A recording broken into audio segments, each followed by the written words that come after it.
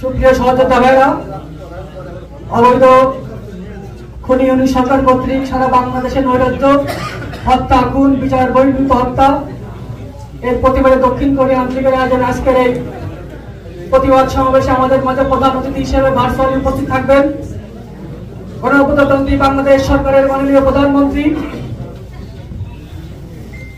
বাংলাদেশ আওয়ামী লীগের মাননীয় সভানেত্রী বঙ্গবন্ধু কন্যা জননেত্রী শেখ হাসিনা। তিনি ভার্চুয়ালি আমাদের মাঝে বক্তব্য রাখবেন। আমাদের মাঝে দক্ষিণ কোরিয়া আওয়ামী লীগের সকল নেতৃবৃন্দ উপস্থিত আছেন। সবাইকে প্রতিবাদ শুভেচ্ছা অভিনন্দন। সংগ্রামী বন্ধুরা, আপনারা জানেন 5ই আগস্টের পর থেকে এই অবৈধ খুনি ইউনিট সরকার সারা বাংলাদেশে যেভাবে নৈরাজ্য সৃষ্টি করেছে, বাংলাদেশকে একটি হত্যা রাজ্যে পরিণত করেছে। বাংলাদেশের আনাচে কানাচে সাধারণ মানুষকে তিনি যেভাবে হত্যা করছে, খুনি, রাজনীতি, ডাকাতি, মানুষের বাড়িতে বাড়িতে হচ্ছে হত্যা, ঘর বাড়ি পুড়িয়ে দিয়েছে, অসংখ্য ঘর বাড়ি পুড়িয়ে দিয়েছে। এরই প্রতিবাদে আমাদের মাননীয় প্রধানমন্ত্রী আজকে দিক-নির্দেশমূলক বক্তব্য রাখবেন।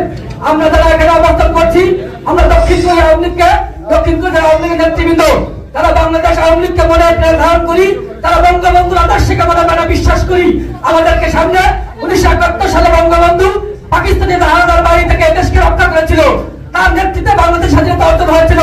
আজ এই 24 সালে এসে পাকিস্তানের প্রেতাত্মা বাহিনী তারা আবারও খামচে ধরেছে আমাদের এই জাতীয় পতাকে, আমাদের জাতীয় পতাকা খামচে ধরেছে, আমাদের আনাচে জয় বাংলা স্লোগানকে, স্লোগান জাতীয় স্লোগান সারা বাংলাদেশের জাতীয় স্লোগান হিসেবে শিখতে পেরেছে।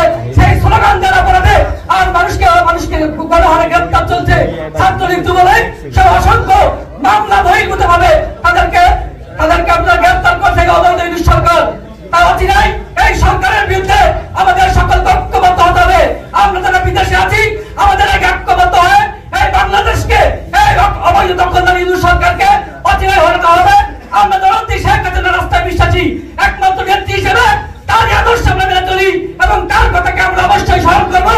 আপনারা আছেন, আমরা দেশের প্রতিটি ইউনিয়নে আপনারা এখান থেকে যোগাযোগ করেন।